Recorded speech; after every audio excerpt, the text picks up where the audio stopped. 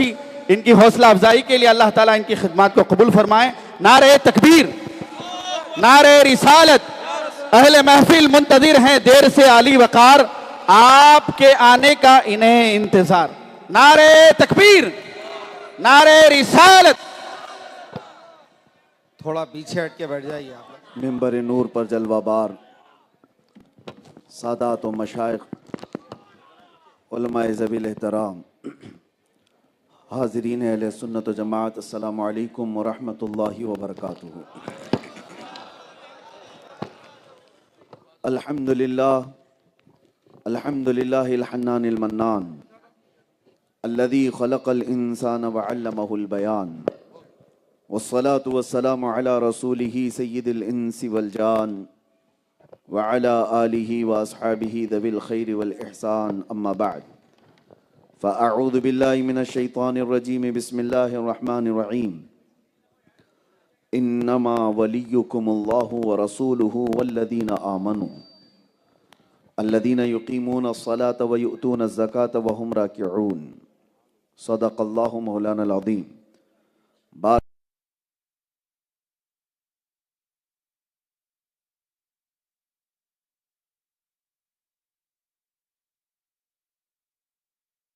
واصحابہ الکرام ابنہ الکریم وبارک وسلم صلاۃ دائمۃ سرمدا ابدا. ہم ابھی اس جگہ پر کھڑے ہیں جہاں کے متعلق صوفیہ کاملین نے فرمایا کہ علماء کی محفل میں جاؤ تو زبان سنبھال کر کے رکھو، اولیاء کے دربار میں جاؤ تو دل سنبھال کر کے رکھو. جس دربار میں اب ہم آئے ہیں یہاں زبان بھی سنبھالنا ہے اور دل بھی سنبھالنا ہے. علم والوں کی بھی بہتات ہے اور اولیاء کاملین کی پاکیزہ نسب سے بھی یہ خطہ آباد ہے. اور میرے لیے سعادت کی بات ہے اور بڑے فخر کی بات ہے کہ ہندوستان کے مشہور و معروف خانقاہوں میں سے یہ خانقاہ ایک الگ امتیاز رکھتی ہے. حضرت سیدنا افضل بیابانی رضی اللہ تعالی عنہ وارضاہ عنہ سلسلہ رفاعیہ کے وہ عظیم ہستی ہے. میرے عزیزوں، جو سلاسل ہمارے پھیلے ہوئے ہیں، قادری ہو، چشتی ہو، نقش بندی ہو، سہروردی ہو، نظامی ہو، بہت سارے سلاسل ہیں. رفاعی سلسلہ ایک جلالی سلسلہ ہے اور ہمارا دل سے ان کی طرف بنتا بھی زیادہ ہے. وجہ یہ ہے کہ یہاں پر اس سلسلے میں ہمارا تو زیادہ آنا جانا ہونا بھی چاہیے، کیونکہ ہماری تو زبان چلتی ہے، ان کے ہاں تو سیدھے چاقو چلتی ہے. سبحان اللہ، سبحان بے شک. ہم تو کلمات سے بیان کر لیتے ہیں، یہاں چاقو نیزے سیدھے گال میں ڈال کے ادھر سے ادھر کر دیتے ہیں. یہ آج کی بات نہیں، صاحب قبلہ یہاں سے نکالتے ہیں. بالکل. میرے عزیزوں، یہ کوئی شعبدہ بازی نہیں ہے، کیا بات ہے. شعبدہ بازی نہیں ہے. میں اس منبر سے کھڑے ہو کر آج بھی یہ چیلنج کر سکتا ہوں، ہمارے اس ملک میں بہت سے چھوٹے دجال آئے ہوئے ہیں، ہماری باتیں پہنچتی ہیں. ارے چٹی نکال کر کے بابا بتائے ڈھکوسلا تو کیا چیز لے کر کے آیا تھا. یہ تو روز کے بچوں کے کھیل ہیں. کون سی چٹی، کس کے بارے میں، تو سارے کر رہے ہیں. ان چھوٹے دجالوں سے میں کہتا ہوں آ جاؤ ایک بار ورنگل کی سرزمین پر. چٹی وٹی سے نہیں کھیلتے ہیں، چٹی پیپر اس کی باتوں سے نہیں کھیلتے ہیں. آؤ یہاں صاحب سجادہ آج بھی بیٹھے ہیں، کہانیاں نہیں ہیں. باپ دادا وہ کرتے تھے، باپ دادا یہ کرتے تھے، کہانیاں نہیں ہیں. آؤ ہاتھ میں تم بھی ایک سلاخ لے لو، یہ بھی لے لیتے ہیں. بہت خوب، بہت خوب. اور خود سے نہیں، تم ان کو ڈالو یہ تمہیں ڈالیں. سہ سکو تو پھر ہم بھی دیکھ لیں. کیا بات ہے، کیا بات ہے. میرے عزیزو یہ وہ آستانے ہیں جہاں آج بھی ہدایت کے نور پھیلتے ہیں، دیکھنے والوں کی نگاہوں کی قصور ہے۔ اکثر ہوتا کیا ہے میں آپ کو بتاؤں، انسان کے جسم کے اندر اتنی اللہ کی نشانیاں ہیں جسے وہ خود نہیں سمجھ پا رہا ہے۔ قرآن میں اللہ نے فرمایا وَفِي أَنفُسِكُمْ أَفَلَا تُبْصِرُونَ، تمہاری ذات میں میری نشانیاں ہیں۔ اللہ فرماتا ہے میں کس لیے کہہ رہا ہوں، توجہ، ورنگل کی سرزمین میں رہ رہے آپ، قاضی پیٹ، یہ وہ مقدس جگہ جہاں پر بڑے بڑے اولیاء آپ کے ارد گرد آرام کر رہے ہیں۔ ہوتا کیا ہے، ہمارے اندر کی نشانیاں ہمیں نظر کیوں نہیں آ رہی؟ یہ جو ہم دو ٹانگوں پر کھڑے ہیں نا، یہ اللہ کی نشانی ہے۔ لیکن ہوتا یہ ہے کہ روز جس چیز کو ہم دیکھتے ہیں تو اسے وہ تعجب نہیں لگتا ہے۔ تمہارا یہ چلنا پھرنا دو ٹانگوں سے اتنے پورے جسم کو لے کر، یہ اپنے آپ میں ایک بہت بڑی تعجب کی بات ہے، لیکن تمہیں وہ لگتا نہیں کیونکہ روز دیکھ رہے ہو، روزانہ دیکھ رہے ہو۔ آپ کو یہ پتہ نہیں ہے، آپ کی یہ پلکوں کا جھپکنا اٹھنا، کبھی کبھی اس کی طرف توجہ کیا ہے؟ سائنس نے اس پر سالوں تحقیق کی ہے، اگر یہ بند ہو جائے تو اس کو بلڈوزر سے کھینچ کر کے بھی صحیح نہیں کر سکتے، ہے اتنی پتلی سی یہ پلکیں تمہاری، اور اگر نہ بند ہو تو کھینچ کے بھی نہیں بند کر سکتے، لیکن بغیر کسی سپرنگ کے یہ روزانہ پتہ نہیں کتنی مرتبہ جھپکتی ہے، اٹھتی ہے۔ اس کے اندر کون سی طاقت ہے؟ یہ اپنے آپ میں ایک نشانی ہے اللہ تعالیٰ کی آیات میں سے، ہم اس کی طرف توجہ نہیں کرتے کیوں؟ روز چیز ہو رہی ہے، جو چیز ہیبیٹیٹ ہے، عادت میں آ گئی ہے، وہ انسان کو تعجب نہیں لگتی۔ شاید ایسی ہی کچھ باتیں ہیں، اولیاء آپ کے ارد گرد فیض خوب لٹا رہے ہیں اور تمہاری نظریں وہاں تک نہیں جا رہی ہیں، دیکھ نہیں پا رہے ہو۔ اسی لیے کسی نے سچ کہا ہے، نہ پوچھ ان خرقہ پوشوں کو، ارادت ہو تو دیکھ ان کو، ید بیضا لیے بیٹھے ہیں اپنی آستینوں میں۔ میں لفظ بیابانی سنتا ہوں تو ایک عجیب احساس ہوتا ہے تو جنگل کو کہا جاتا ہے، جنگل کو کہا جاتا ہے، لیکن اللہ والا جس جنگل میں بیٹھ جائے وہ شہر سے بھی بہتر بن جاتا ہے، پھر وہ بیابان لفظ ہی رہ جاتا ہے، حقیقت میں نہیں ہوتا۔ ان اولیاء کاملین کو اللہ تعالیٰ نے وہ اثر عطا فرمایا ہے، اور بڑا فخر ہے میرے عزیزوں۔ میں آپ کو آپ کی حیثیت گناتے ہوئے آتا ہوں۔ سب سے پہلی فخر کی بات یہ ہے کہ اللہ نے انسان بنایا، دوسرے یہ ہے کہ اللہ تعالیٰ نے مسلمان بنایا، تیسرے یہ ہے کہ اللہ نے امت محمدیہ میں بنایا، چوتھے یہ ہے کہ امت میں بھی بہت سارے تگڑم بازیاں ہیں ادھر کے ادھر کے ہیں، اللہ نے اس میں سنی بنایا ہے، سنی بنا کر رکھا ہے۔ میرے عزیزو اس پر مزید یہ ہے کہ اللہ تعالیٰ نے اولیاء کے ادب کرنے والی جماعت میں رکھا ہے۔ تم کیٹیگری کے اعتبار سے دیکھا جائے تو چنندہ ہو، ہر چیز میں اللہ تعالیٰ نے تمہیں اٹھا کر کے رکھا ہے۔ یہ ڈالروں اور ریالوں پر پلنے والی جماعت نہیں ہے، یہ آستانوں کے لنگر پر پوری زندگی گزارنے والی قوم۔ فخر ہے میں اس بات پر، فخر ہے۔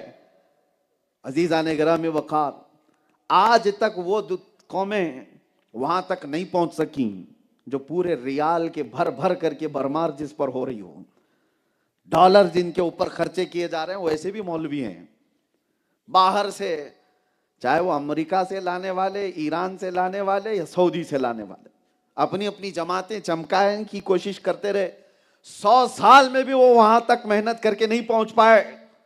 ان درویشوں نے اپنے پاس بٹھا کر کے جس کو پہنچا دیا تھا بغیر کسی ریال کے۔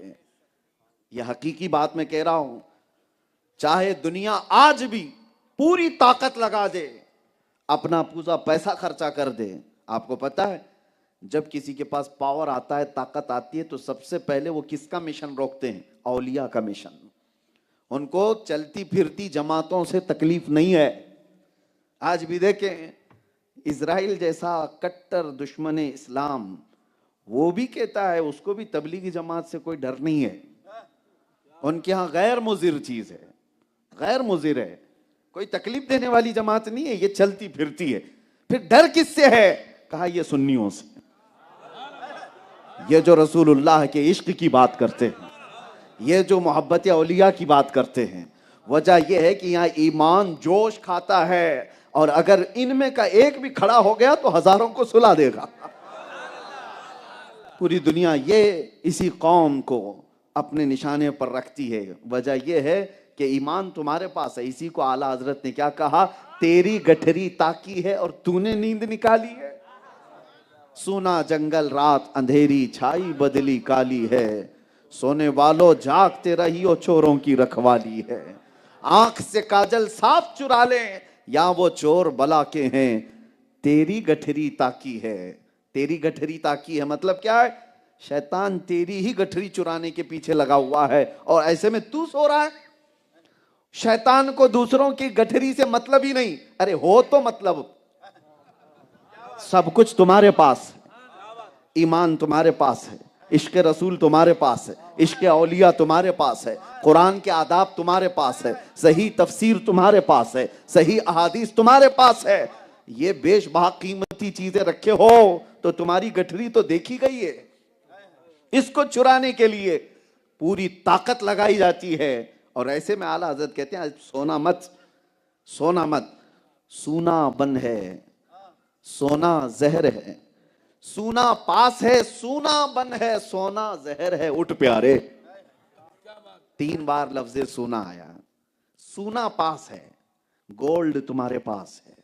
سونا کیا ہے؟ گولڈ، یعنی گولڈ تمہارے پاس ہے، سونا بن ہے، یہی بیابان ہے، یعنی بن کہتے ہیں جنگل کو، ویران جنگل ہے، ایسے میں تمہارے پاس گولڈ رکھا ہوا ہے، اور ایسے وقت میں سونا نیند زہر ہے۔ اٹھ پیارے، سونا پاس ہے، سونا بند ہے، سونا زہر ہے، اٹھ پیارے۔ اور اس وقت اعلیٰ حضرت یہ کہتے ہیں تیری گٹھری تاکی ہے اور تو نے نیند نکالی ہے۔ ہاں، سونا پاس ہے، سونا بن ہے، سونا زہر ہے، اٹھ پیارے۔ تو کہتا ہے میٹھی نیند ہے، تیری متھی نرالی ہے، وہ تو نہایت سستا سودا بیچ رہے ہیں جنت کا، ہم مفلس کیا مول چکائیں، اپنا ہاتھ ہی خالی ہے۔ اے میرے عزیزو، میں آپ سے ایک بات اور عرض کرتے ہوئے یہ تمہیدی باتیں کہہ رہا ہوں کہ اللہ کا کروڑا احسان ہے کہ اولیاء کے آستانوں سے اس نے ہمیں وابستہ رکھا ہے۔ دعا بھی یہی کرو کہ قیامت تک ہماری نسلیں ان اولیاء کے غلام پیدا ہوں، سر اٹھانے والا نہیں ان کے سامنے، ادب کے ساتھ کھڑے رہنے والا بندہ بنا ہے۔ سبحان اللہ، سبحان اللہ۔ جن لوگوں نے بھی ان اولیاء کے آستانوں سے دشمنی مولی ہے، وہ حدیث قدسی میں ہے، اللہ کے نبی صلی اللہ تعالیٰ علیہ وسلم نے فرمایا، اللہ کا یہ فرمان، من عادی لی ولی فقد آذنتہ بالحرب، جس نے میرے کسی ولی سے دشمنی کی میں اس کو اپنے ساتھ جنگ کا اعلان کرتا ہوں۔ کس کی ہے یہ ہمت جو اللہ سے جنگ کا ارادہ کرے؟ کون ہے جو یہ جرأت رکھتا ہے اللہ سے وہ جنگ کرے؟ میرے عزیزو، آستانے ہمارے جو اولیاء کاملین کے ہیں، اس پر اب ساری دنیا کی نظریں، ان میں کچھ ٹوپی جبے والے بھی ہیں اور کچھ کفار و مشرکین بھی ہیں، اور دونوں ان آستانوں سے بغض و عداوت رکھنے والے، ان کے دلوں کے اندر ان اولیاء کی دشمنی ہے۔ اب تو دیکھو اجمیر معلیٰ کی طرف انگلیاں اٹھائی جا رہی ہیں، یہ کہاں کہاں ڈھونڈیں گے؟ جہاں کھودو وہاں کچھ نہ کچھ مل جائے، بس ہوتا ہی نہیں ہے۔ ہم سے ایک میڈیا والے نے یہ انٹرویو لیا تھا، اور میں نے کہا تھا کہ بھائی یہاں اتنی سب جو پرانی عمارتیں دکھتی ہیں سب پر دعویٰ ٹھوک دیتے ہو، اولیاء کے آستانے وہ تھے یہ تھے، دشمنی کس بات کی؟ دبئی جاتے ہو وہاں بھی دعوت ٹھوک دو، یہ برج خلیفہ نہیں، یہ برجیشور ہے، چاہے ہو سکتا ہے کہیں پر کیا رکھا ہے اولیاء کی دشمنی سے، ان آستانوں کی دشمنی سے۔ تاریخ موجود ہے، اس غریب نواز کو پوری طاقت لگا کر کے یہ یہاں سے بھیجنا چاہتے تھے، لیکن ہوا کیا؟ نہ وہ اٹھائے جا سکے نہ ہی بجھائے جا سکے، بلکہ اللہ نے آج ہر دل پر ان کی حکمرانی پیدا فرمائی ہے۔ اس زمانے میں ایک معاملہ بھی پیش آیا تھا کہ سرکار غریب نواز کو ہر طرح سے تکلیفیں دی جا رہی تھی، اس مرد درویش کو اٹھانے کے لیے جادو کا سہارا، طاقت کا سہارا، لڑکیوں کا سہارا، سب کوششیں ہو گئی تھی. پھر ایک وقت ایک بڑے سادھو کو، بڑے پنڈت کو، پجاری کو، جو جادو کے بہت سارے گر جانتا تھا، اس سے جا کر پیسے والوں نے کہا کہ اس درویش کو یہاں سے نکالو اجمیر سے، کچھ تو کرو. اور سب نے جب کہا تو وہ بڑا سنیاسی رہا ہے، بہت پڑھا لکھا، اور تاریخ میں اس کا نام بھی رام دیو بتایا گیا ہے. ایک آنکھ والا نہیں، پرانا والا. اور اس وقت اس سے جا کر کے کہا گیا تو اس نے اپنے چیلوں کو جمع کیا، 500 چیلوں کو. کہا چلو اس درویش کو میں ابھی منتر ایسے سکھاؤں گا کہ وہ نکل کے بھاگے گا یہاں سے. منتر سکھا کر کے لایا گیا تھا. اس وقت سرکار غریب نواز انا ساگر کی ایک جھوپڑی میں رہ رہے تھے، خیمے میں. چند خدام تھے. آپ کے ایک خادم آئے اور کہا کہ حضور غضب ہو گیا، بڑی جماعت آئی ہوئی ہے منتر پڑھتے ہوئے، کچھ منتر وہ لوگ سیکھ کر کے آئے، سنا ہے کہ بڑا جادو کریں گے اور ہمارا سب یہاں سے نکال دیں گے. سرکار غریب نواز نے کیا کہا؟ لا تحزن ان اللہ معنا، گھبرا مت، اللہ ہمارے ساتھ ہے. یہ پاورفل جملہ ہے سنیو، ہمیشہ یاد رکھو، کوئی ہو یا نہ ہو ہمارے ساتھ، اللہ ہمارے ساتھ ہے. یقین رکھو اللہ ہمارے ساتھ ہے. آج کی جتنی بھی پھونکوں سے بجھائی جانے والی طاقتیں ہوں یا حکومتیں ہوں، یہ چند دنوں کی بات ہو سکتی ہے. اور پھر میں اپنے جملے میں کہوں تو کچھ دیر کی بات، باقی کا بولنے کی ضرورت ہی نہیں. وقت آئے گا، وقت بھی آئے گا، دور بھی آئے گا. سنو، اللہ ہمارے ساتھ ہے، تعلیم دی، اللہ ہمارے ساتھ ہے. سرکار غریب نواز نے کہا گھبراؤ مت، اللہ ہمارے ساتھ، آنے دو. پوری فوج آئی. سرکار غریب نواز کو کہا گیا کہ آپ آؤ، ان کا مقابلہ کرو. تو سرکار غریب نواز نے اپنے جو خادم تھے 4-5 ان سے کہا، ایک لکیر کھینچ دی، کہا تم اس میں ہی کھڑے رہنا، اس میں ہی کھڑے رہنا. اور خود کیا کہنے لگے؟ لا الہ الا اللہ، لا الہ الا اللہ، لا الہ الا اللہ. یہ ذکر تھا سرکار غریب نواز کا. اسی اسنا میں بڑے سادھو جی چیلوں کے ساتھ گرو گھنٹال آئے ہوئے ہیں، اور سارا منظر دیکھنے والے لوگ بھی موجود ہیں. سادھو نے کہا تھا جیسے ہی میں کہوں تبھی منتر پڑھنا، جو سکھایا ہے، جو بھی اگڑم بگڑم جو بھی سکھایا ہو. کہا میں جس وقت آرڈر دوں تبھی یہ منتر پڑھنا، جادو اثر کر جائے گا. تو سارے ریڈی تھے، تیار تھے. ادھر سرکار غریب نواز خیمے سے جیسی نکلے، او اللہ اکبر، چہرے کے اندر وہ جمال، پیشانی سے نکلنے والا وہ نور، جسے دیکھے تو اللہ کے نبی یاد آ جائے. حسینی جلال ہے، حسنی وجاہت ہے، حیدر کرار کی شباہت ہے.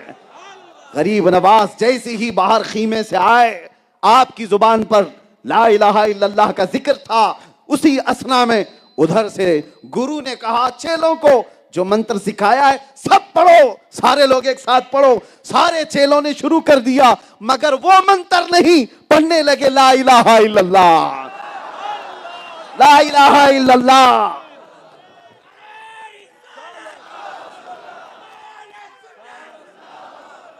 سرکار غریب نواز نے دیکھا اور خدام بھی دیکھ رہے ہیں، ارے یہ سیکھ کے کیا آئے تھے اور پڑھ کیا رہے ہیں. اور میرے عزیزو، یہ کوئی جوک نہیں، لطیفہ نہیں، تاریخ کی سچائیاں ہیں. 500 لوگوں نے کلمہ پڑھا تھا، تو جو سکھا کر استاد لایا تھا وہ قدموں میں گرا اور کہا یہ چہرہ کسی جھوٹے کا نہیں ہو سکتا، یہ جھوٹے کا چہرہ نہیں ہو سکتا. میں خود بھی وہی کلمہ پڑھتا ہوں جو آپ کی زبان سے نکلتا ہے. برسوں تک سرکار غریب نواز کی خدمت کیا اور خلافت سے بھی سرفراز کی. سرکار غریب نواز مرید بھی بنائے اور خلافت سے بھی سرفراز کیے. یہ اولیاء کاملین کے آستانے ہیں. عزیزان گرامی وقار، دین جو پھیلا ہے، اسلام جو پھیلا ہے، آپ کو یہ باتیں اس لیے بتائی جاتی ہیں کہ آج کا نوجوان یہ سمجھتا ہے کہ گوگل سے ہمارے پاس دین آ گیا ہے، انٹرنیٹ سے دین آ گیا ہے. پتہ نہیں کیسے کیسے جوکر آ گئے ہیں انٹرنیٹ پر، نوجوان ان کے فدائی بن گئے. کیا ریفرنس دیتا ہے، کیا نمبر بولتا ہے. وہ انجینئر ہے, کوئی ڈاکٹر ہے, کوئی پروفیسر ہے. تم انجینئروں کے دین پر ہو کہ غریب نواز کے دین پر ہو؟ دین پلمبر سے, انجینئر سے نہیں آیا ہے. دین آیا ہے تو افضل بیابانی جیسے بزرگوں سے آیا ہے. دین آیا ہے تو خواجہ دکن سے آیا ہے. سبحان اللہ. ہمارے پاس دین آیا. ارے ان کو تو پیشاب کا سلیقہ نہیں معلوم, جو دین سکھانے کے نام پر بیٹھے ہوئے ہیں. انہیں کس چیز کا سلیقہ ہے؟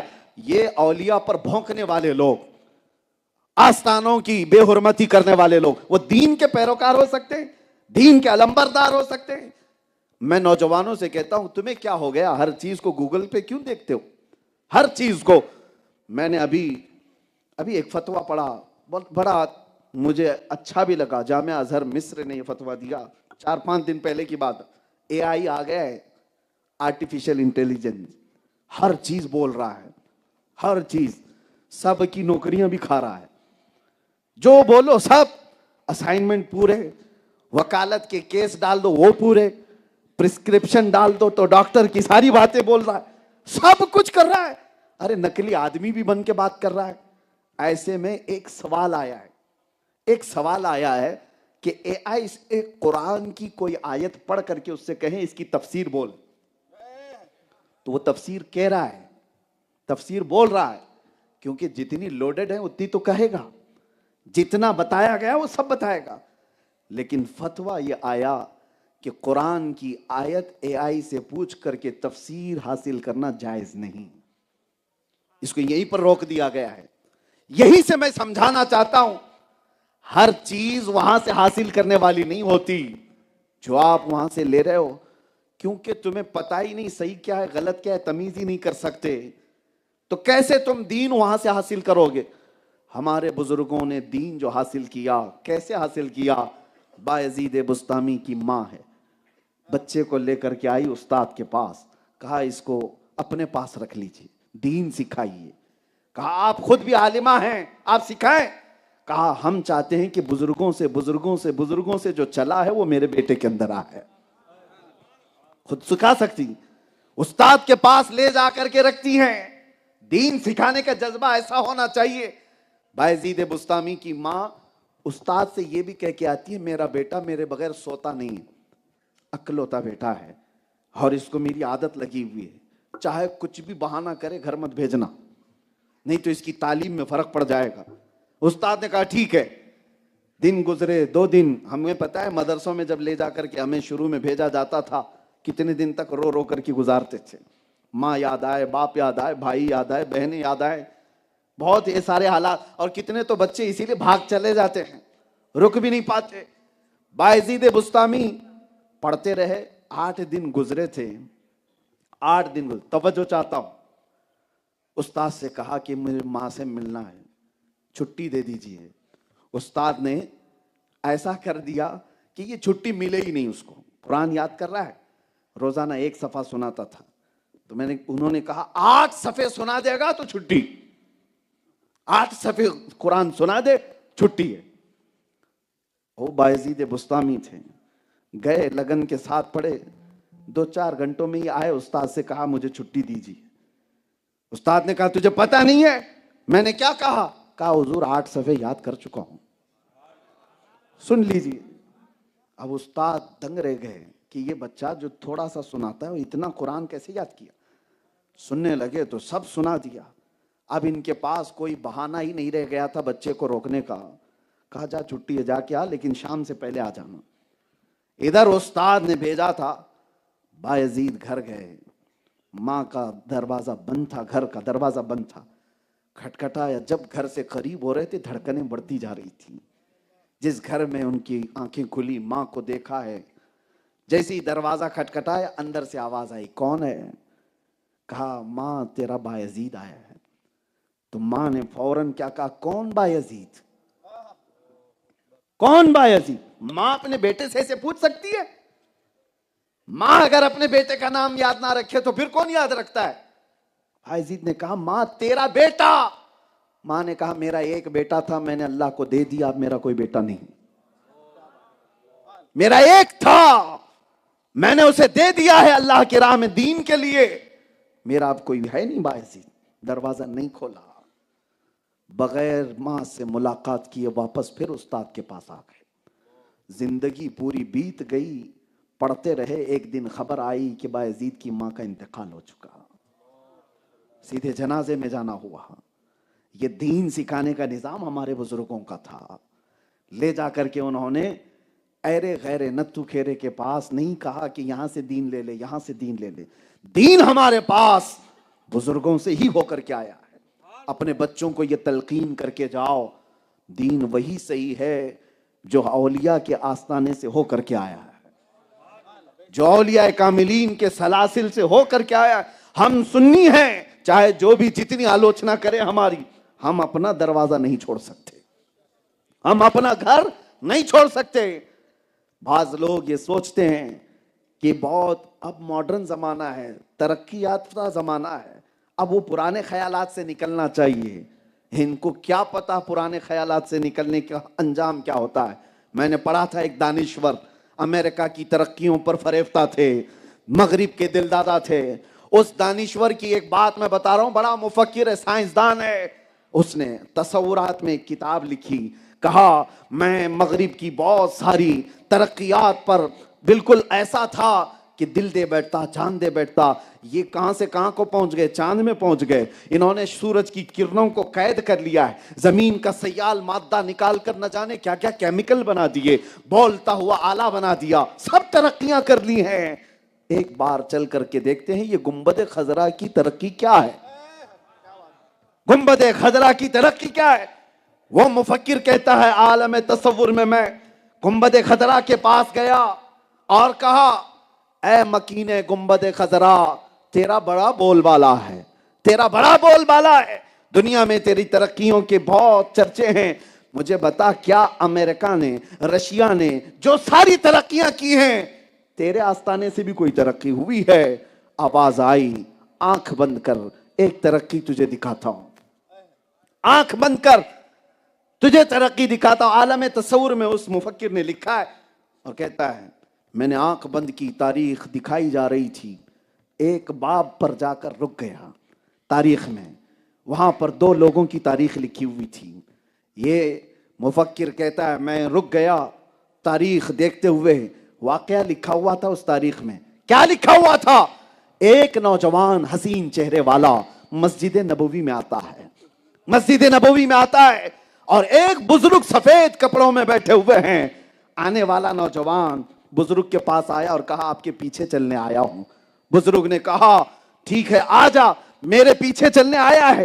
اب سنو, اس مفکر نے انگلی رکھ کر کے پوچھا بتاؤ تاریخ کے اوراق یہ دونوں ہیں کون, یہ کون ہے, یہ جوان کون ہے, یہ بوڑھا کون ہے؟ تاریخ نے بتایا یہ جو بزرگ بیٹھا ہے یہ عثمان ہارونی ہے, اور آنے والا جوان معین الدین چشتی ہے. پوچھا کہ کیا ہے تاریخ میں کیا ہوا, تاریخ میں کیا ہوا؟ سنو, اس مفکر نے دیکھا بزرگ یہ کہتا ہے اس نوجوان سے بیٹا آسمان کی طرف دیکھ کیا دکھتا ہے. نوجوان نے دیکھا اور کہا آسمان دکھتا اور کچھ بھی نہیں. پھر کہا زمین کی طرف دیکھ اور کیا دکھتا ہے. نوجوان معین الدین چشتی نے کہا زمین دکھتی اور کچھ بھی نہیں. قریب بلایا اور اپنی دو انگلیاں غریب نواز معین الدین چشتی کی آنکھوں پر رکھ دیا اور کہا اب آسمان کی طرف دیکھ اور بتا کیا دکھتا ہے.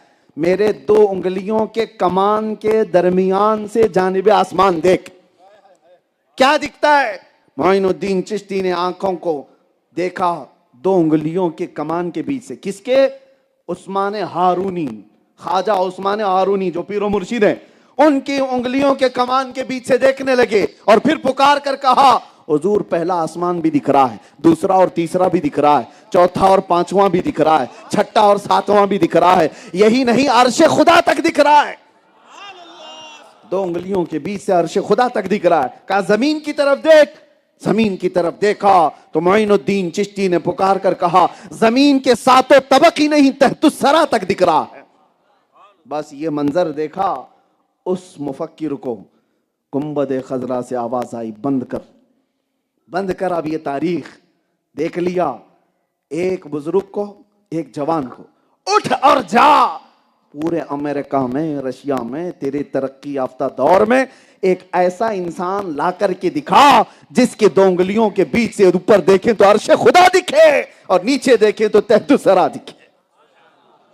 وہ گھبرایا ہوا نکلا، کہا ہمارے ہاں ترقی تو مٹیریل کی ہے، انسان کی کہاں ہے؟ ساری ترقی، ارے انسانوں نے اس پہ محنت کیا، لوہے پر اس کو مائک بنا دیا، میٹل پر ترقی کیا، کمپیوٹر بنا دیا، میٹل پر کام کیا ہے، پلین بنا دیا۔ سارے تو میٹل کی ترقی ہے، لوہے کی ترقی ہے۔ موبائل کس چیز کا ہے تمہارا؟ یہ جن دھاتوں سے بنا ان دھاتوں کی ترقی ہے۔ تیری کیا ترقی ہے؟ تیری ترقی ہوتی تو آج غریب پھانسی لگا کر مر نہیں رہا ہوتا۔ تیری ترقی اگر ہوتی تو تم ماں بہنوں کی عزتوں پر انگلیاں نہیں اٹھا رہا ہوتا۔ تیری ترقی اگر ہوئی ہوتی تو تو ناجائز اور حرام کاموں میں دنوں رات نہیں گزار رہا ہوتا۔ میٹل کی ترقی کی ہے دنیا نے، پوری دنیا نے مل کر میٹل کی ترقی کی ہے، اور واحد وہ درسگاہ ہے گنبد خضرا جہاں میٹل کی نہیں انسان کی ترقی کرائی جاتی ہے۔ یہ وہ آستانے ہیں، ہو سکتا ہے یہاں آنے والے فقیر دکھتے ہوں، درویش دکھتے ہوں، ان کے آگے پیچھے کچھ دکھتا نہیں ہے، یہ جھولیاں لے کر کے گھومنے والے درویش۔ لیکن میرے عزیزو وہی شعر پھر میں پڑھتا ہوں، نہ پوچھ ان خرقہ پوشوں کو، ارادت ہو تو دیکھ ان کو، ارے ید بیضا لیے بیٹھے ہیں اپنی آستینوں میں۔ ہاں ویسے اولیاء کے آستانوں سے لگے ہوئے درویش دکھتے ہیں۔ ابھی ہمارے غلام افضل بیابانی صاحب، یہ تو صرف اوپر سے دکھتے نہیں، اندر سے ہیں بھی۔ 300 بھینسیں جس کے پاس پل رہی ہوں، نعرہ اللہ تکبیر! تبارک و تعالیٰ نے بے حساب جو دنیاوی معاملات عطا کیے ہیں، یہ اسی لیے نہیں ہے کہ سیاسی جماعتوں سے حاصل کیا ہوا، یہ اولیاء کرام کی خدمت کا صلہ ہے۔ میرے عزیز و آستانوں کی برکت ہے۔ میں یہاں پر یہ کہہ رہا ہوں کہ ان اولیاء کاملین کے ہاں درویشی سکھائی تو جاتی ہے، لیکن اندر سے پاورفل بنایا جاتا ہے، اندر سے پاورفل بنایا جاتا ہے۔ یہاں پر میٹل کی نہیں انسان کی ترقی کرائی جاتی ہے۔ بارگاہ مصطفیٰ میں کیا ہوا تھا؟ لوگ آج سوال اگر کریں کہ اسلام نے کیا سکھایا ہے، ایک مغرب دل دادا حضرت علامہ مفتی شریف القمجدی رحمۃ اللہ تعالیٰ علیہ کے ہاں میں نے سنا تھا، کسی بڑے یا ان کا ہے یا دوسرے استاد کے پاس آیا اور کہنے لگا، ارے مولانا ابھی بھی بخاری پڑھا رہے ہو؟ امریکہ چاند میں چلا گیا، رشیا زمین میں اندر چلا گیا، کہاں سے کہاں ترقی کرا لیا، اور تم تو بخاری پڑھ رہے ہو ابھی؟ تو بخاری پڑھانے والے محدث نے کہا تھا، وہ تو چاند میں گیا، وہ زمین میں گیا، تو بیچ میں کھڑا رہ گیا اور بخاری پر سوال کرتا رہ گیا۔ تجھے سوال کرنے کے لیے پیدا کیا گیا ہے۔ بخاری شریف پڑھتے ہوئے جو لوگ آگے گئے ہیں، میرے عزیزو، لوگ دنیا میں کامیابی کو کیا سمجھ بیٹھے ہیں؟ ایسے ایسے ترقی کی چیزیں بنانا چاہیے تبھی وہ کامیاب ہے۔ سائنٹسٹ بن جائے، میزائل بنا دیا، بہت کامیاب۔ میزائل بنانے والا کامیاب، بارود بنانے والا کامیاب۔ دنیا کا یہی تو ہے کانسیپٹ ابھی، جو پوری دنیا کو تباہ کرنے والے آلے بنا کر کے دے گا وہ کامیاب۔ کس نے بنایا؟ ارے اس نے بنایا ہے، اس نے وہ ڈوم بنایا ہے، اس نے وہ میزائل بنایا، اس نے راکٹ بنایا، پوری دنیا کو تباہ و برباد کرنے والے آلے جو بنایا۔ دنیا سمجھ رہی ہو بہت ترقی یافتہ لوگ ہیں، بٹن بناؤ تو راکھ میں بدل جائے، یہ ترقی ہے؟ ترقی یہ نہیں ہے۔ ترقی ان اولیاء کاملین نے کی ہے جو گرتے ہوئی قوموں کے اندر صرف اپنے ایک کلمہ طیبہ سے پورا منور کر دیا ہے، ان کے دلوں کو روشن کر کے رکھا ہے۔ تباہ و برباد کرنے والے آلے بنانے والا آدمی ترقی یافتہ نہیں، انسان کو انسانیت سکھانے والا وہ اللہ کا ولی، وہ ترقی یافتہ ہے، وہ بہت اونچائی پر پہنچا ہوا ہے۔ اسی لیے جنید بغدادی نے کیا کہا تھا؟ ابھی صاحب سجادہ نے ایک بات کہی نا کہ ہم کینچی والے لوگ نہیں، سوئی دھاگے والے لوگ ہیں، پھاڑنے والے کاٹنے والے لوگ نہیں ہیں، سلنے والے ہیں، جوڑنے والے لوگ ہیں۔ بہت ساری چیزیں میں بھی سن کر کے آیا تھا مولانا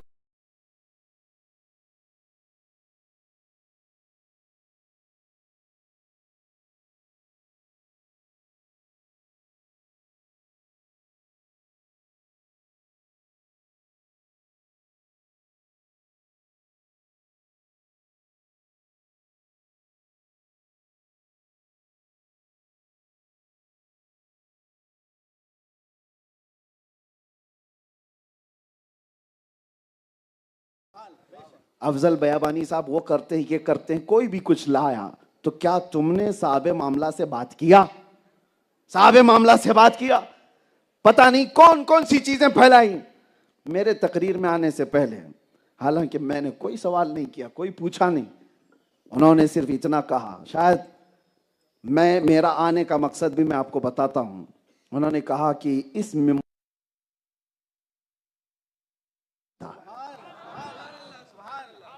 میرے عزیزو، یہ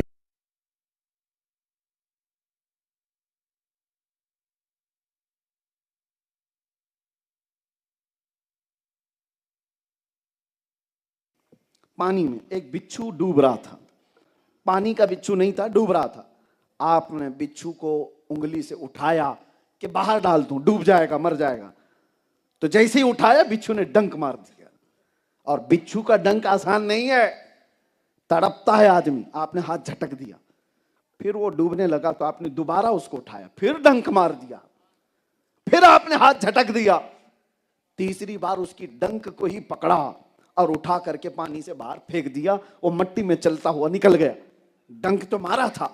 مرید نے کہا سرکار جنید بغدادی سے کہ وہ موذی جانور ہے، ڈنک پہ ڈنک مار رہا ہے اور آپ اس کو پھر اٹھا رہے ہو.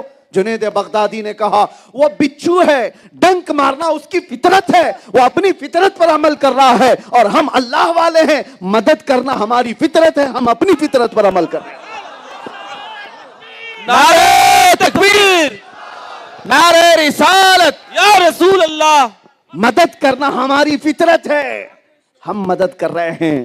اسی لیے میرے عزیزو، یہ یہاں سے کانسیپٹ لے کر کے جاؤ اولیاء کے آستانے سے، اولیاء کے آستانوں سے. مجھے بڑی خوشی اس بات کی بھی ہے کہ یہاں لنگر روزانہ چلتا ہے، ہر ایک کو کھلایا جاتا ہے. یہی اولیاء اکرام کا طور طریقہ تھا. غوث پاک نے فرمایا میں نے ساری نیکیاں الٹ پلٹ کر کے دیکھ لیا، 2 نیکیوں سے زیادہ محبوب اللہ کے یہاں مجھے نہیں نظر آئی. غوث پاک کے آستانے پر بھی یہ موجود ہے. غوث پاک کہتے ساری نیکیاں الٹ پلٹ کر دیکھ لیا، 2 نیکیاں مجھے لگیں. پوچھا کون سی؟ کہا ایک ننگوں کو کپڑا پہنانا، دوسرے بھوکوں کو کھانا کھلانا. غوث پاک نے فرمایا، اور اسی وجہ سے 1000 سال ہو گئے غوث پاک کا لنگر آج بھی چل رہا ہے. ایک اور بات میں بتا دوں، کاٹنے اور اس کی بات آپ نے سن لی جوڑنے کی. اسی طرح سے تمہارا مقصد جینے کا کیا ہونا چاہیے؟ کیا ہونا چاہیے؟ حضرت شفیق بلخی بڑے پائے کے بزرگ ہیں. ان کے زمانے کے بزرگ ہیں ابراہیم بن ادھم. ابراہیم بن ادھم راستے سے گزر رہے تھے. انہوں نے دیکھا جنگل میں ایک لومڑی کو، اس کے چاروں پیر کٹے ہوئے ہیں، یعنی سمجھ لو 2 ہاتھ اور 2 پیر اگر سب کٹے ہوئے ہیں، چل نہیں سکتی، خالی دھڑ ہے لیکن ہڈی کٹی ہے، تازہ ہے. ارے جو چل نہیں سکتی پھر نہیں سکتی اس کو تو مرنے کی کگار پر ہونا چاہیے، ہڈیاں نکل جانی چاہیے، لیکن وہ ہڈی کٹی ہے. ابراہیم بن ادھم کہتے ہیں اس کے صحت مند ہونے کا راز کیا ہے؟ یہ کیسے اتنی صحت مند جی رہی ہے؟ کہتے ہیں دور کھڑے ہو کر کے دیکھنے لگے. اللہ اکبر، نظام قدرت دیکھو. ایک کوا اپنے منہ میں روٹی لے کر آتا ہے اور اس لومڑی کو کھلا کے جاتا ہے. ہر گھنٹے پہ کوا آتا ہے، کچھ نہ کچھ چیزیں لے کر آتا ہے، اس لومڑی کے منہ میں ڈال کے جاتا ہے. یہ لومڑی اٹھ بھی نہیں سکتی، چل بھی نہیں سکتی، لیکن کوا آ کر کھلا رہا ہے، جا رہا ہے، کھلا رہا ہے، جا رہا ہے. رب کا نظام. اب توجہ، ابراہیم بن ادھم نے دیکھا یہ جانور معذور ہے، اس کو جب رحمان میرا کھلا سکتا ہے، میں اشرف المخلوقات ہوں، میرا رب مجھے کیسے نہیں کھلا سکتا؟ یقیناً کھلائے گا. آپ کا بھی یہی عقیدہ ہے؟ ہاں، لیکن ساتھ میں دیکھو ابراہیم بن ادھم نے کیا کیا. اسی دن جا کر کے زنجیروں سے اپنے ہاتھ باندھ لیے، پیروں کو بھی باندھ لیا رسی سے، اور ایک پہاڑ کی چوٹی پہ لیٹ گئے، سو گئے کہ مجھے بھی کوا کے کھلائے گا. کوئی کوا صبح سے شام تک آیا نہیں، بھوکے رہ گئے. دوسرا دن آیا، کوئی کوا نہیں، کوئی چونٹی بھی نہیں. وہاں کھلایا جا رہا ہے، یہاں نہیں کھلایا جا رہا ہے. تیسرا دن آیا، لوگوں کو پتہ بھی چل گیا کہ ابراہیم بن ادھم اپنے آپ کو باندھ کر کے پڑے ہوئے ہیں. شفیق بلخی گزر رہے تھے، بڑے بزرگ. لوگوں نے ان سے کہا ابراہیم بن ادھم کا حال دیکھیں، وہ زنجیروں سے اپنے آپ کو باندھ کر کے پڑے ہیں جنگل میں. آپ آئے، کہا ابراہیم کیا بات ہے؟ انہوں نے بتایا 3 دن پہلے میں نے ایک ماجرا دیکھا، ایک لومڑی جس کے چاروں پیر کٹے ہیں، ہر گھنٹے پر کوا اسے روٹیاں پتہ نہیں کیا کیا چیزیں لا کر کھلاتا ہے جاتا ہے، وہ ہٹی کٹی ہے۔ تو پھر آپ نے پوچھا پھر اس کے بعد کیا ہوا؟ ابراہیم بن ادم کہتے ہیں تو پھر میں نے بھی اپنے ہاتھ پیر باندھ لیے کہ اللہ مجھے کیسے نہیں کھلائے گا۔ تو پہلا جواب تو شفیق بلخی کا کیا تھا؟ توجہ، پہلا جواب تو یہ تھا، کہا ابراہیم وہ خدا ہے اور تو بندہ ہے، امتحان نہیں لے سکتا، تو لیٹا ہے، اس کا امتحان لینے کے لیے کہ کھلائے گا کہ نہیں کھلائے گا؟ ارے اس کی مرضی ہو تو 70 دروازوں کے اندر بھی کھلائے گا، تم اس کے اوپر واجب نہیں کر سکتے۔ پہلا جواب تو یہ۔ دوسرا جو بہترین ہے تصوف کے باب میں، اولیاء کا مشن، بیابانی مشن، جو جواب شفیق بلخی نے دیا، توجہ، ابراہیم بن ادم سے کہا اے ابراہیم تم نے لومڑی کو دیکھا چاروں پیر سے کٹی ہوئی اور ایک کوا اس میں لا کر ہر گھنٹے پر روٹی کھلا رہا ہے، یہ دیکھ کر کے تم نے اپنے آپ کو زنجیروں سے باندھ لیا، کاش اے کاش ابراہیم تو نے لومڑی کو دیکھا اور لومڑی بننے کی کوشش کیا، کاش وہ کوا بن جاتا جو معذوروں کو کھلا رہا ہے، وہ کوا بننے کی کوشش کرتا جو معذوروں کو کھلا رہا ہے، تو ہٹا کٹا ہو کر لومڑی بننے کی کوشش کیوں کر رہا ہے؟ اللہ نے تجھے طاقت دیا ہے تو معذوروں کو کھلا، اور جب تیرے پاس کچھ نہ ہو تو پھر رحمان ہر دروازہ تیرے لیے کھولے گا۔ یہ اولیاء کا مشن ہے میرے عزیزوں، یہ آستانوں کا مشن ہے، دوسروں کی مدد کرنا، اور خاص طور پر ٹانگ کھینچنے والی جو عادتیں ہیں، ایک دوسرے کو کھینچنا، اولیاء کے مسلک میں کبھی نہیں رہا، کبھی نہیں رہا۔ سب سے پہلے وہ دلوں کو پاک کرتے ہیں حسد سے اور کینے سے، بغض اور عداوت سے، دوسروں کے لیے اپنے دلوں میں کینہ بھرا رہنا، اور اسی لیے شب برات بھی گزر گئی، آپ کی پتہ ہے میرے آقا صلی اللہ علیہ وسلم نے فرمایا 2 لوگوں کی آج کی رات بھی بخشش نہیں ہوتی، ایک مشرک کی اور ایک کہا کینہ رکھنے والے کی۔ مشاحن جو دل میں دوسرے مسلمان کے لیے کینہ رکھتا ہے، اس کی آج کی رات بھی دعائیں نہیں قبول ہوتی۔ شب برات کے متعلق کہا گیا۔ تو یہ جو ماحول ہے، اولیاء کے آستانوں سے ہمیں اخلاق سکھائے گئے تھے، آج ادب نکلتا جا رہا ہے۔ میں اکثر کل سے یہ کہہ رہا ہوں، مولانا سے بھی یہ کہہ رہا ہوں، جہاں جا رہے ہیں یہ سیلفیاں کیا ہیں، یہ فوٹو کیا ہے، یہ محفلوں کا ادب، یہ رونق سب ختم ہونے آ گئی۔ میں آپ کو بتاتا ہوں، حضور پاک صلی اللہ علیہ وسلم مسجد نبوی میں خطاب کر رہے ہیں، اور اسی وقت حضور نے مسجد میں یہ کہا بیٹھ جاؤ بیٹھ جاؤ۔ جمعہ کا دن ہے، حضور مسجد میں بیان کر رہے ہیں۔ ایک صحابی عبداللہ بن رواحہ، وہ راستے سے آ رہے تھے، ابھی مسجد میں پہنچے نہیں تھے، ان کے کانوں میں حضور کی آواز آئی، وہ گلی میں ہی بیٹھ گئے، مسجد نہیں پہنچے، راستے میں ہی بیٹھ گئے، اور اس کے بعد ایسے پیروں کو گھسیٹتے ہوئے مسجد کی طرف جانے لگے۔ لوگوں نے کہا وہ تو رسول اللہ نے مسجد میں پکارا ہے، مسجد والے اندر جو ہیں بیٹھ جاؤ، آپ یہاں راستے پہ کیوں بیٹھے ہو؟ تو عبداللہ بن رواحہ کہتے ہیں حضور کی بات میرے کانوں پہ پڑ گئی تو مجھے عمل واجب ہو گیا، اگر اس کے بعد بھی میں کھڑا رہتا کہیں غداروں میں میرا نام نہ آ جائے۔ یہ حضور پاک صلی اللہ تعالیٰ علیہ وسلم کے صحابہ کا جو ادب تھا، یہی ادب اولیاء کاملین نے اپنا مسلک بنا دیا تھا، اپنا مسلک بنا دیا تھا۔ میرے والد گرامی رحمۃ اللہ تعالیٰ علیہ ہمارے علاقے کے درویش بابا تھے، شیموگا علاقہ ہے کرناٹک میں، ان کے صحبت میں کئی مہینوں گزارے۔ حضور بحر العلوم مفتی عبد المنان صاحب قبلہ رحمۃ اللہ تعالیٰ علیہ، بحر العلوم جن کو کہا جاتا ہے، وہ مفتی درویش بابا کے آستانے پر فتویٰ لکھنے کے لیے تھے، بڑے مفتی، اور ایک درویش کے آستانے پر فتویٰ لکھنے کے لیے بیٹھے تھے۔ 6 مہینے وہاں گزارے بحر العلوم نے۔ میرے والد اس کے عینی شاہد، وہ کہتے ہیں ایک بار ایک بڑا سیٹھ آدمی آیا، پیسے والا آدمی تھا، درویش بابا کا مرید تھا، وہ آیا اور جو تپائیاں رکھی ہوتی ہیں نا، ہم تو جو مولوی حضرات ہیں وہ نیچے بیٹھ کے پڑھاتے ہیں، تپائی جو ٹیبل رکھے ہوتے ہیں، اس نے اس کو پھلانگ کر کے جلدی سے درویش بابا سے ملنے کی تمنا کی، کیونکہ حضرت روم میں تھے اور بحر العلوم मुफ्ती अब्दुल मन्नान बैठे हुए नहीं थे, दरसगाह में नहीं थे, वो तो अपने कमरे में थे, लेकिन उनका गद्दा बिछा हुआ और टेबल लगी हुई थी, उसको वो फलांद करके आया। मेरे वालिद फरमाते हैं दुर्वेश बाबा ने उसको पकड़ लिया और कहा तूने जो आज बदतमीजी की है, तू होगा बहुत बड़ा मालदार अपने घर का, सेठ होगा अपने घर का, तेरे पायजामे का कोना भी अगर इसको लग गया ना तो मैं तुझे अपने आसपास कहीं फटकने भी नहीं दूंगा, क्योंकि वो एक आलिम दीन के बैठने की जगह है। तुझे पता है हदीस रसूल है, कयामत के दिन मेरे आका ने फरमाया शहीदों के खून और मुफ्ती के कलम की सियाही से तोली जाएगी। एक फकीह के कलम की सियाही शहीद के खून से तोली जाएगी, ये हदीस पाक है। और मेरे वालिद फरमाते हैं उस सेठ को रात के 11 बजे से लेकर सुबह 4 बजे तक वो खड़े होकर के बताते रहे, खड़े होकर डांटते रहे, मैं कहा 6 घंटे, कहा उनका मामूली ऐसा था, एक बेअदबी देखते तो 6-6 घंटे लोगों को बयान करते थे। ये हम बुजुर्गों के आस्थानों से सीखे हुए। ये हमारी कौम को आज क्या हो गया है, आते हैं कमर में हाथ डाल करके सेल्फी लेना चाहते हैं, गले में हाथ डाल करके उलमा के साथ खड़े होना चाहते हैं। मेरे अजीजों, सुन्नियों का ये माहौल नहीं हो सकता। सुन्नी तो मशहूर ही था अदब में। हमको जो दुनिया टॉन्ट मारती है किस बारे में मारती है कि ये बहुत ज्यादा अदब करते हैं। हमको अदब में ही दुनिया पहचानती है। कुरान का अदब करने वाले हम लोग हैं, नबी पाक का नाम आए तो अंगूठे चूमने वाले हम लोग हैं।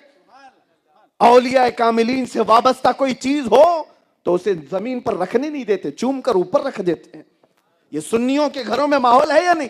अरे फातिहा भी अगर हमारे घर में हो जाए शीरनी का अदब करते हैं। ये सुन्नियों क्या है? तो जो कौम अदब में थी वो आज बेअदब क्यों हो रही है जलसों में? इस चीज का ख्याल रखो, औलिया कामिलीन के आस्थानों से अदब सीखो।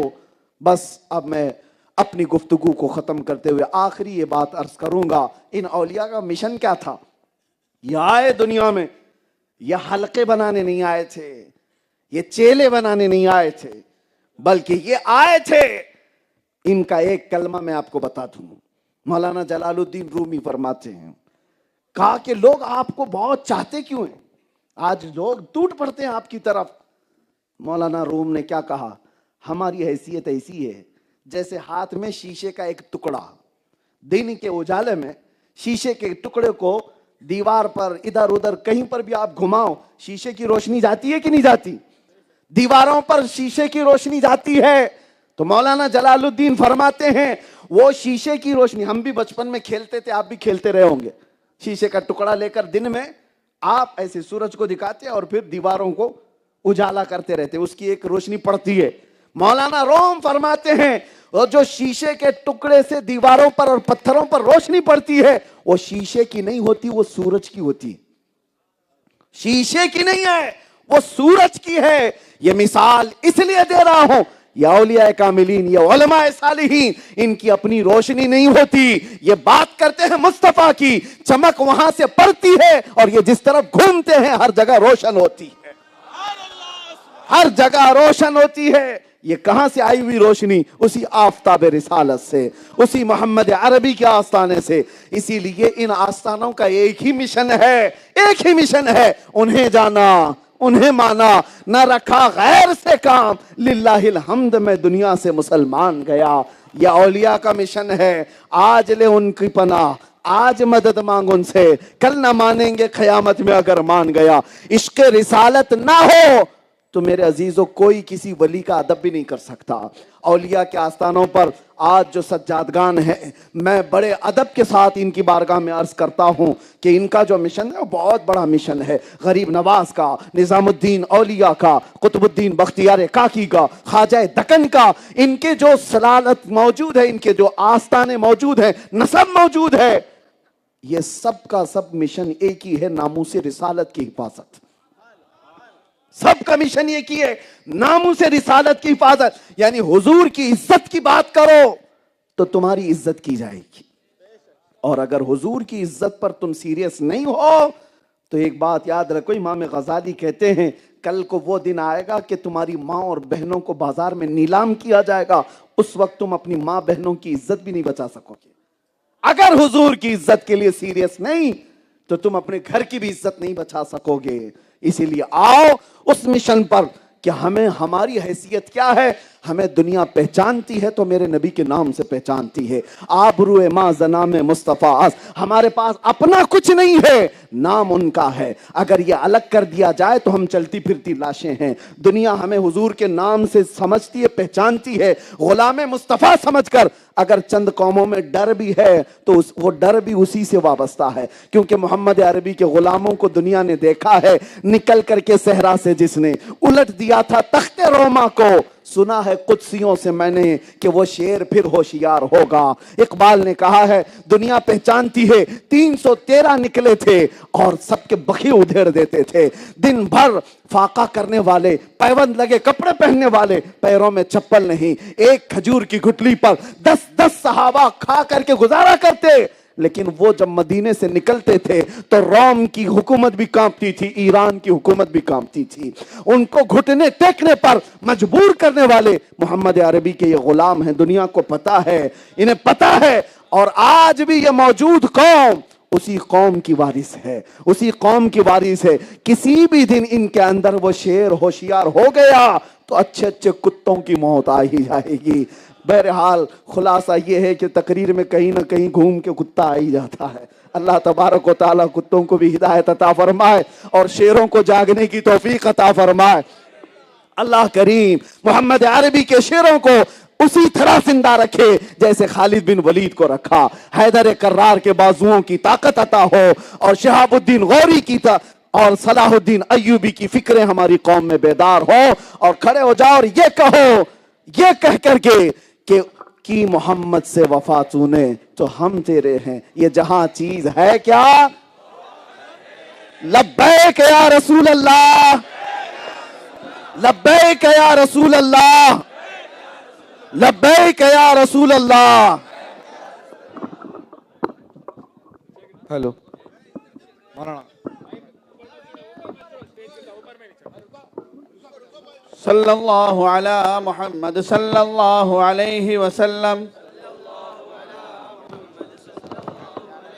مصطفیٰ جان رحمت پہ لاکھوں سلام, شمع بز میں ہدایات پہ لاکھوں سلام. مصطفیٰ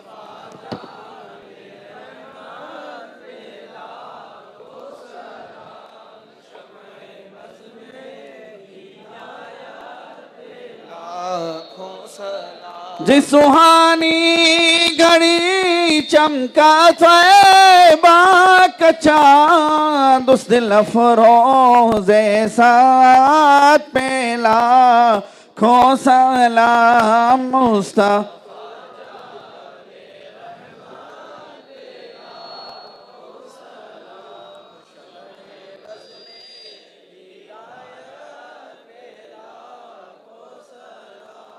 کاش محشر میں جب ان کی آمد ہو اور بھیجے سب کی شوکت پہ لاکھوں سلام. مجھ سے خدمت کے قدسی کہے ہاردہ, مصطفیٰ جان رحمت پہ لاکھوں.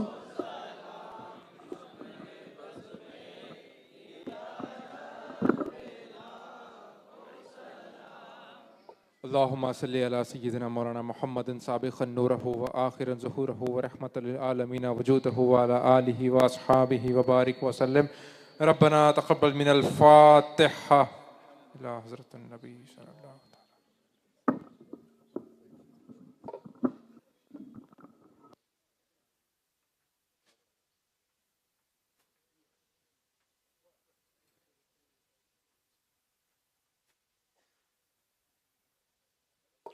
ان اللہ و ملائکتہ یصلون علی النبی یا ایہا الذین آمنوا صلوا علیہ وسلموا تسلیما.